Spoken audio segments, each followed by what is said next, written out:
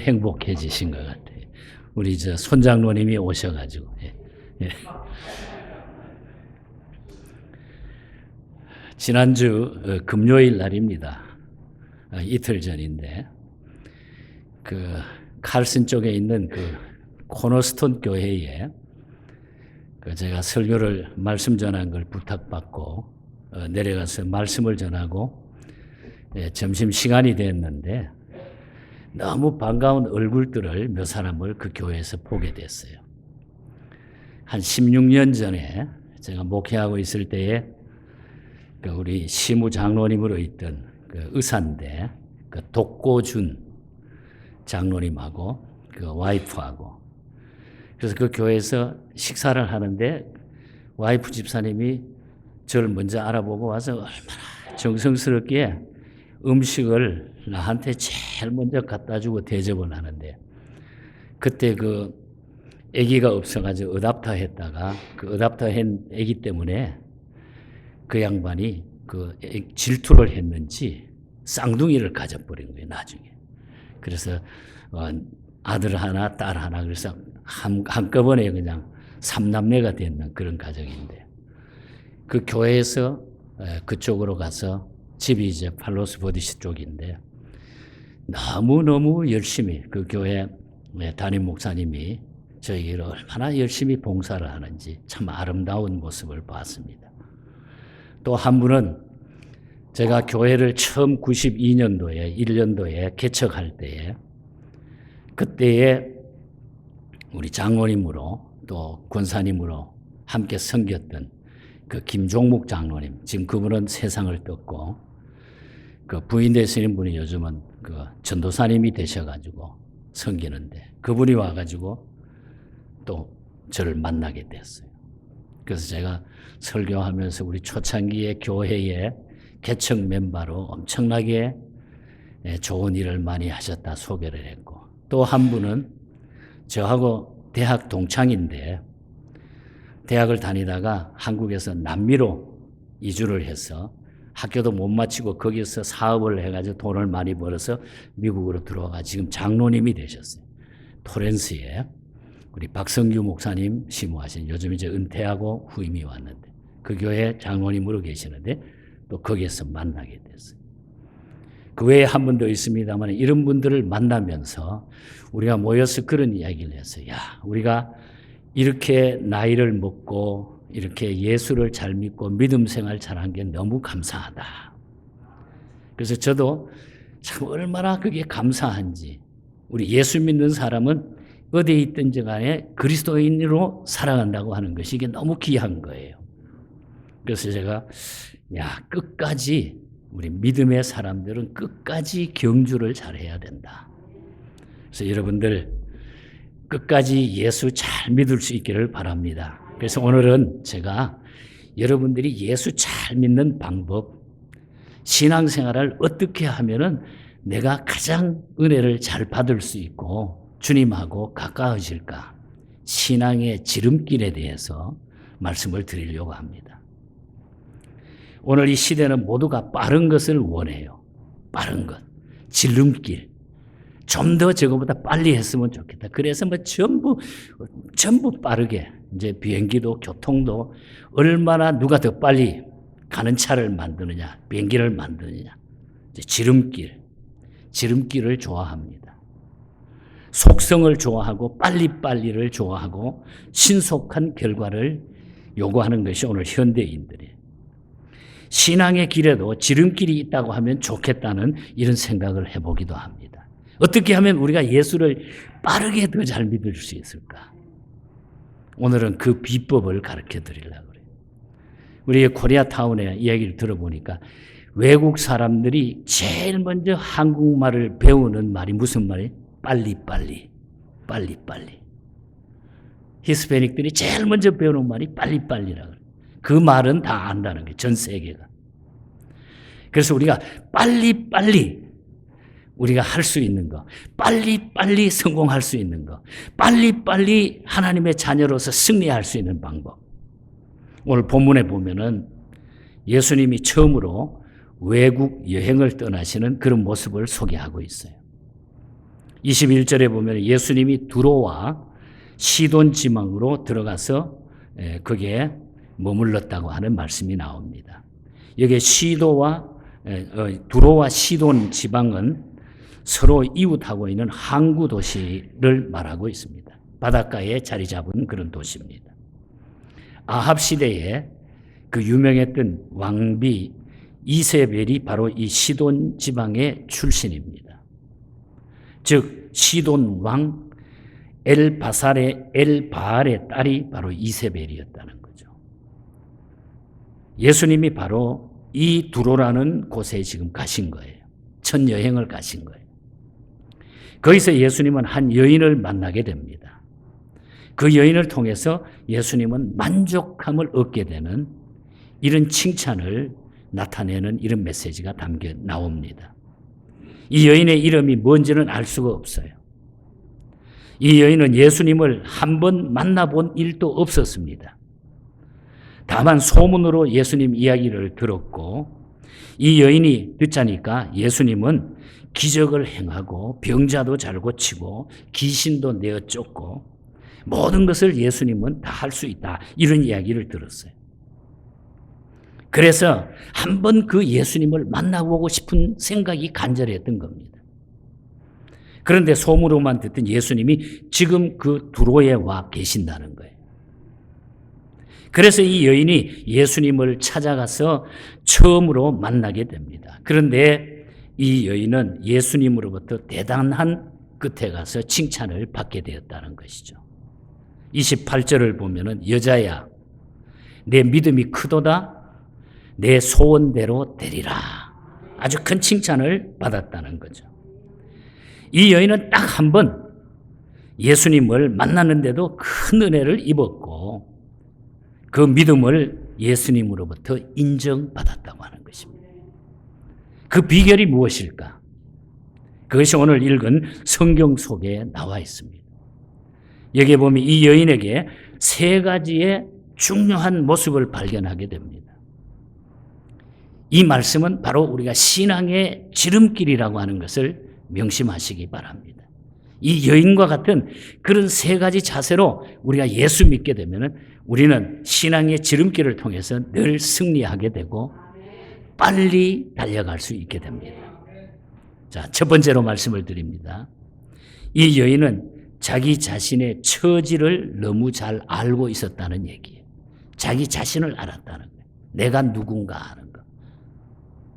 이 여인에게는 귀신 들린 딸이 하나 있었어요. 딸 때문에 너무너무 고민하고 걱정하고 살았어요. 이 여인이 딸의 병을 고쳐보고자 애를 많이 썼어요.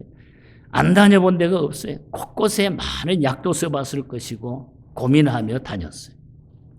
그런데 백약이 무효입니다. 방법이 없는 거예요. 딸만 쳐다보면 불쌍해서 견딜 수가 없는 겁니다. 엄마의 심정으로. 왜 내게 이런 고통과 시련이 오는가 하는 생각에 고민스러워 견딜 수가 없는 거예요. 이러다가 딸이 죽을 것만 같습니다.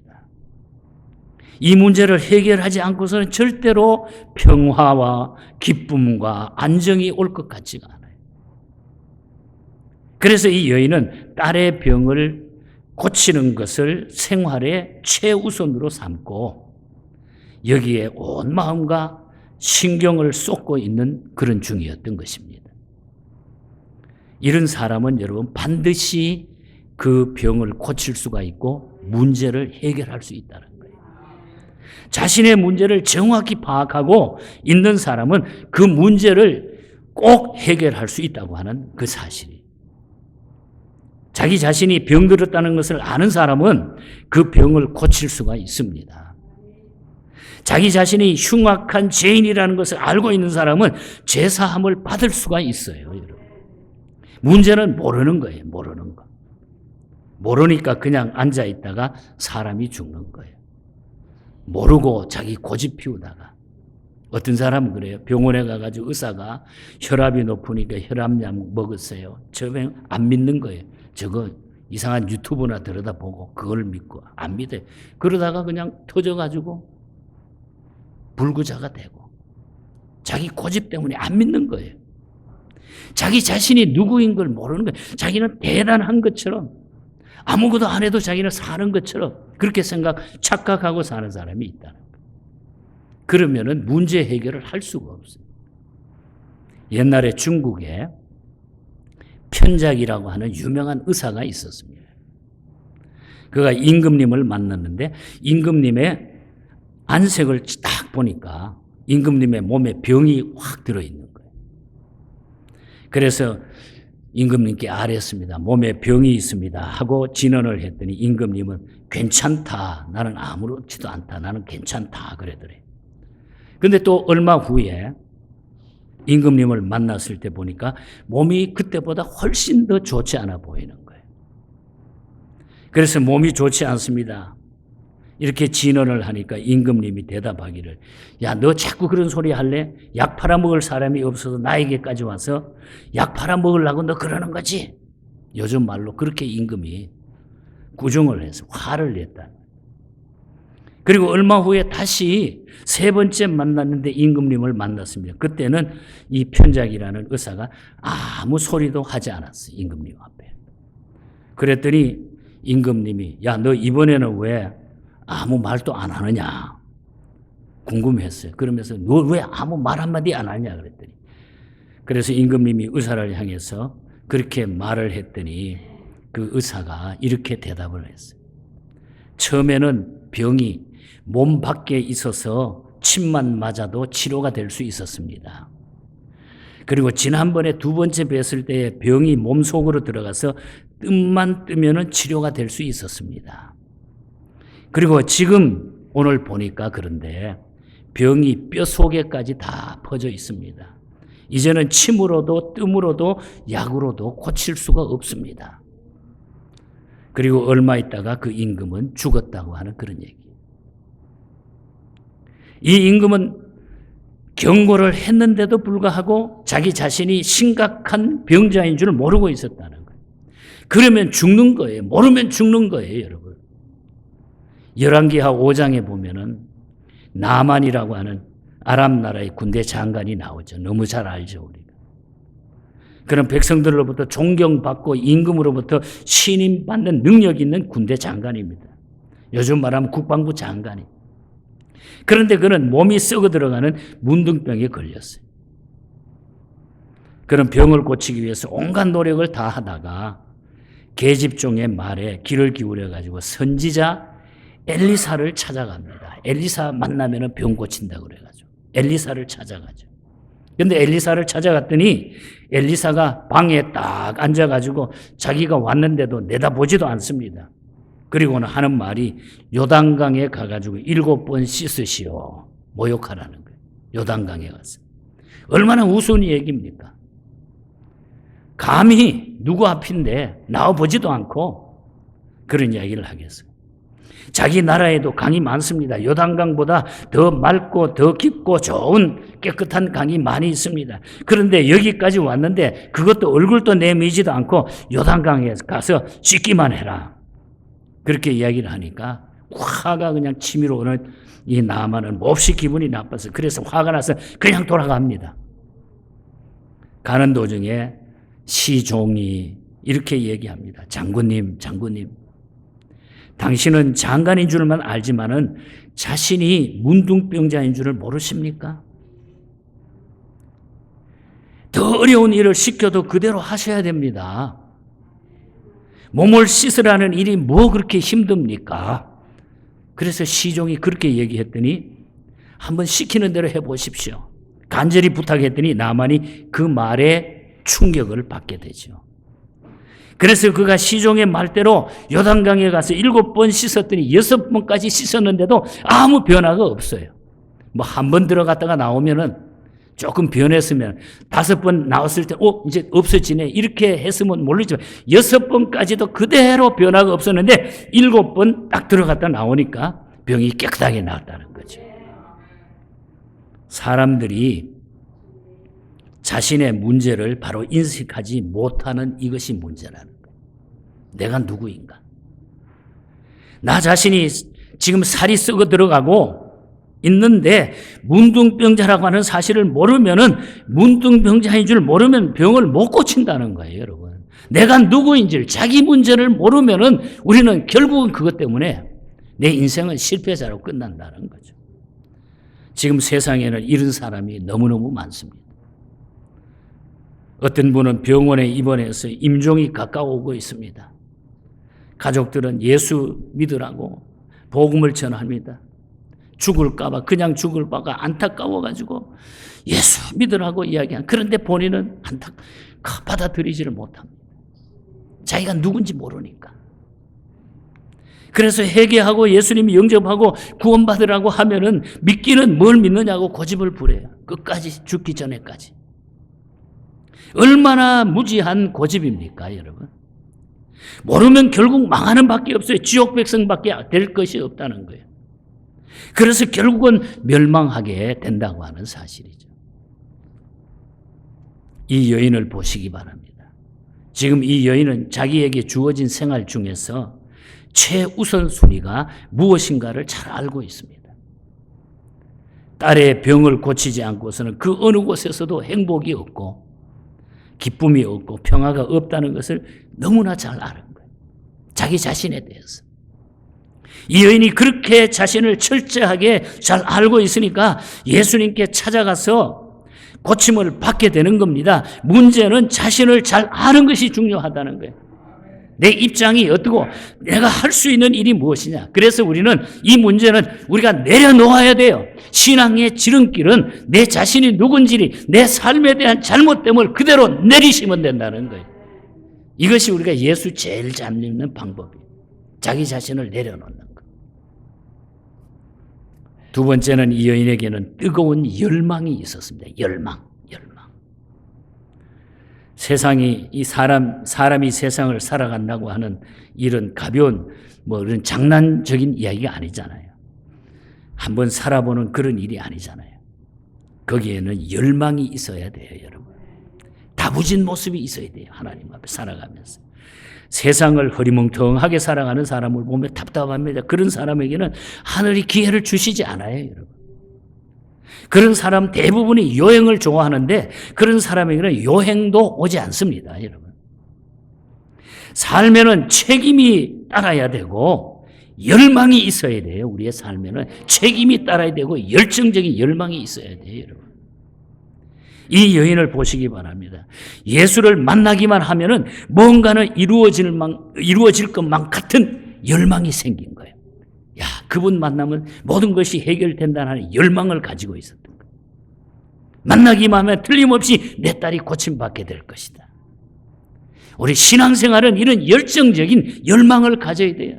주님을 만나려고 하는, 주님 앞에 주님과 함께 살려고 하는 어떤 뜨거운 열정이 필요하다는 거예요, 여러분.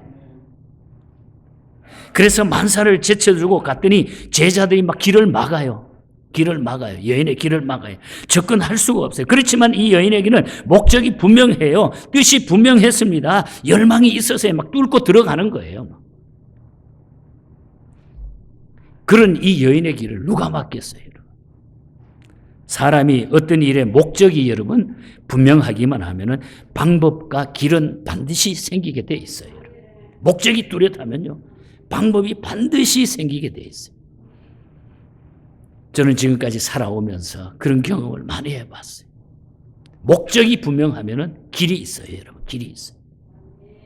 그래서 이 여인은 제자들이 길을 막으니까 소리로 막 직접 호소를 하잖아요. 22절에 보면은 주 다윗의 자손이여 나를 불쌍히 여기소서, 내 딸이 지금 흉악한 귀신에 들려 있습니다. 이 여인의 그 음성은 확신과 믿음과 모성이 깃들린 그런 음성이었어요. 간절함이. 그 소리가 얼마나 비장하게 들렸습니까? 지금 자식이 죽어가고 있는 판국인데 무서울 것이 뭐가 있겠어요? 엄마의 심정, 부모의 심정이 그런 심정입니다. 성경에서 한 가지 강조하고 있는 것이 있습니다. 그것은 요구하라고 하는 거예요. 요구하라. 그리고 요구해서 안 되면은 부르짖으라 그랬어요, 성경에. 요구해서 안 되면 부르짖으라. 또 성경은 입을 크게 열라고 하는 말도 있어요. 입을 크게 열라. 그러면 채우리라. 채우리라. 우리들이 신앙생활을 하는 데 있어서 최대의 장애물이 무엇인지 아십니까? 그것은 자존심과 체면 때문에 못하는. 자존심과 체면. 어떤 분은 처지가 아주 딱해서 예수 믿으라고 하면은 죄가 많아서 못 믿겠습니다. 뭐 이런 말도 하고. 또 어떤 사람은 하도 처지가 딱해서 함께 기도합시다. 그러면은 어떻게 기도하지 않다가 문제가 터지니까 염치 없이 기도하겠습니까? 듣기에 따라서는 아주 겸손한 말같이 들리지만은 사실 이것이 교만이에요. 이것이 교만이라.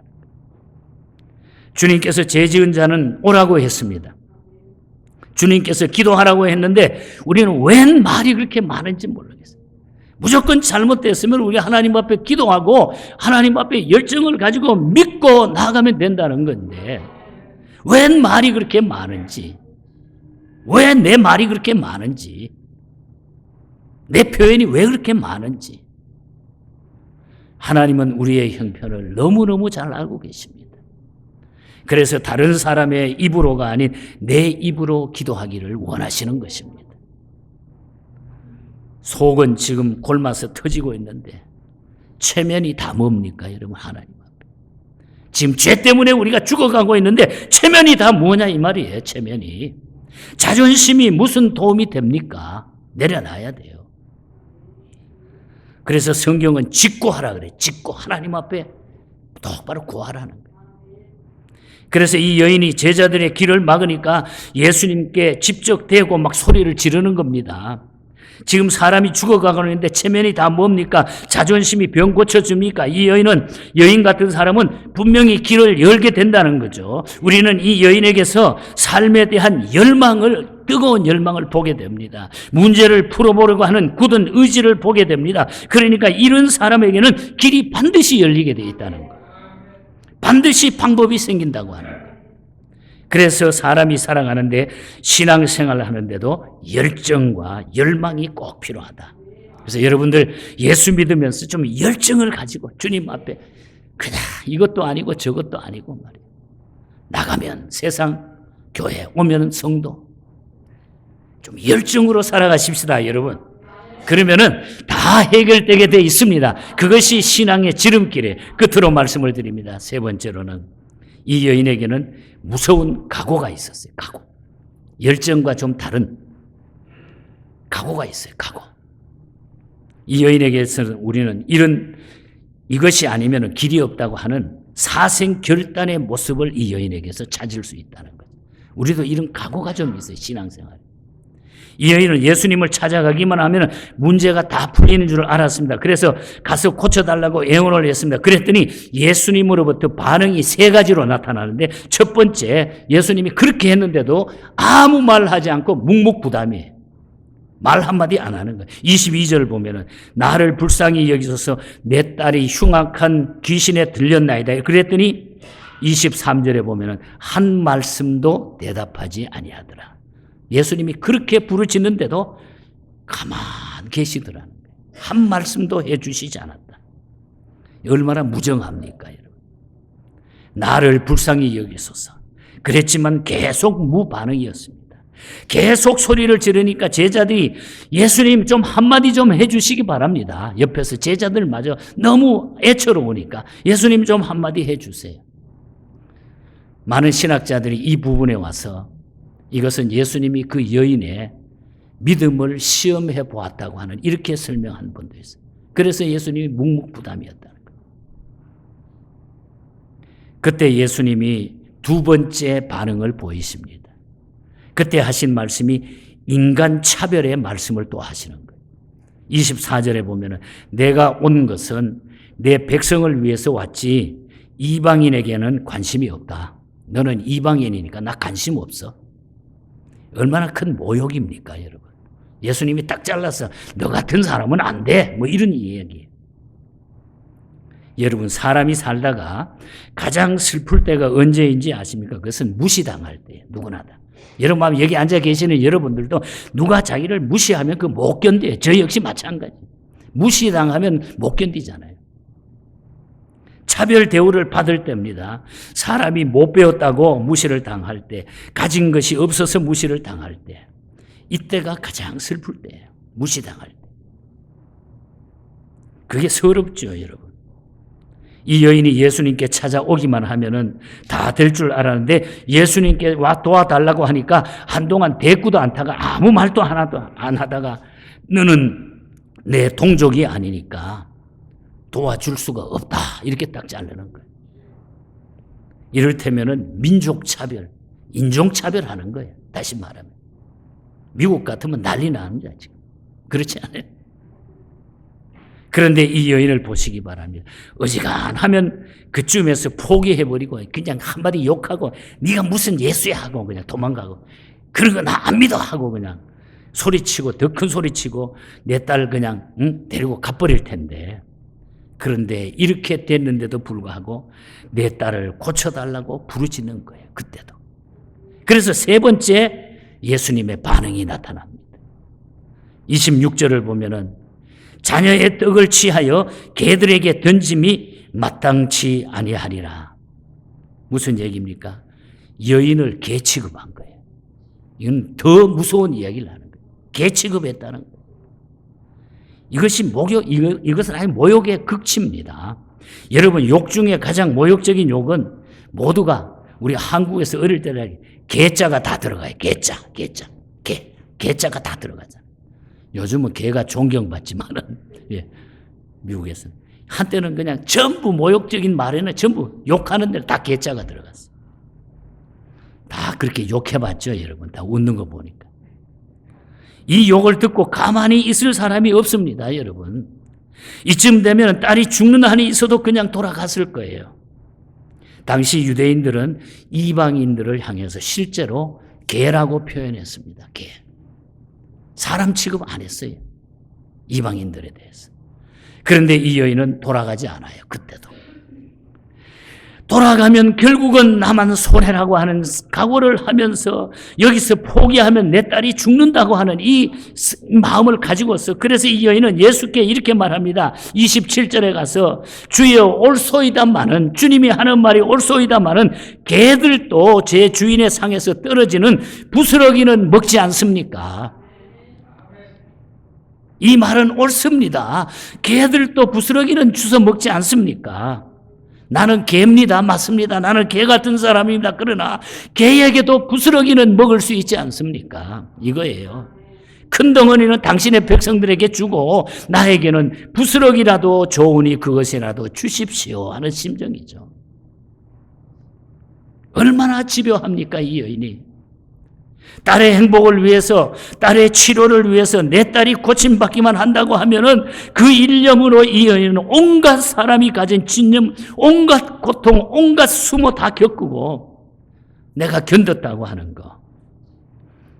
사람이 이 같은 진념을 가지고 세상을 산다면 누가 그 앞길을 막을 수 있을까? 저는 그 생각을 해봤어요. 우리가 믿음을 가지고 하나님 앞에 그렇게 살아간다고 하면 누가 이걸 감히 내 앞길을 막을 수 있어요? 저는 중국 가서 늘 그런 일념을 가지고 있어요. 주님의 일인데 누가 그걸 막아? 그때 주님은 그 여인을 보시고 인자하신 얼굴로 극찬하십니다. 아, 이제 시험이 끝났구나. 그래서 28절에 그렇게 말합니다. 인자야 내 믿음이 크도다. 내 소원대로라 하시니 그 시로부터 그 딸이 나으니라. 할렐루야. 여러분, 자존심 포기하시고 우리가 끝까지 열정을 가지고 우리가 나아가는 것이 신앙의 지름길입니다. 여러분, 오늘 많은 사람들이 열심히 예수를 믿고 있습니다. 기도도 열심히 하고 봉사도 열심히 하고 찬양도 열심히 해요. 그런데 별로 변화가 없습니다. 그런데 여기 이 여인은 단 한 번 예수님을 만났는데도 은총을 입었다고 하는 것. 믿음을 인정받았다고 하는 것. 그 이유가 무엇일까? 그것은 자신의 처지를 너무나 잘 알고 내려놓았기 때문에. 그러니까 끝까지 물러서지 않고 밀고 나갔던 것이고 그 결과 주님의 마음을 감동시키셨던 것입니다. 신앙에 지름길이 있다고 하면은 그것은 바로 자기 성찰이에요. 자기 성찰. 내가 누군가? 우리는 다 죄인 아닙니까? 큰 소리 칠 거 아무것도 없어요. 자존심 다 내려놓길 바랍니다. 거기에서 신앙의 힘이 나오는 겁니다. 내 자존심 내려놓으면 하나님이 거기서 나에게 능력을 주시는 거예요. 여기 이 여인을 통해서 중요한 교훈을 우리가 발견하고 정말 사람과의 관계 속에서 고민하지 말고 주님과의 관계를 풀으시기 바랍니다. 그런데 많은 사람들이 다른 사람의 문제는 잘 아는데 본인의 문제를 잘 모르고 산다는 게 거기에 문제가 있는 거예요. 그래서 남의 다리 긁지 말고 내 다리 열심히 긁으면서 주님 앞에 내려놓고 살아가시기를 바랍니다. 여러분. 그것이 주님께 가까이 가는 방법이에요. 저도 그래 목회하면서 저 교인이 왜 저래? 저 사람이 왜 저래? 저 목사는 왜 저래? 노회 가서도 자기 생각은 안 하고 이 설교를 준비하면서 제 자신을 돌아보니까 얼마나 부끄러운 게 저 자신에게도 많은지. 그래서 이제는 남의 다리 안 긁고 내 다리 긁으려 합니다, 여러분. 그래서 결론을 내리면서 오늘도 우리 사랑하는 크로스비의 찬송으로 말씀의 결론을 내립니다.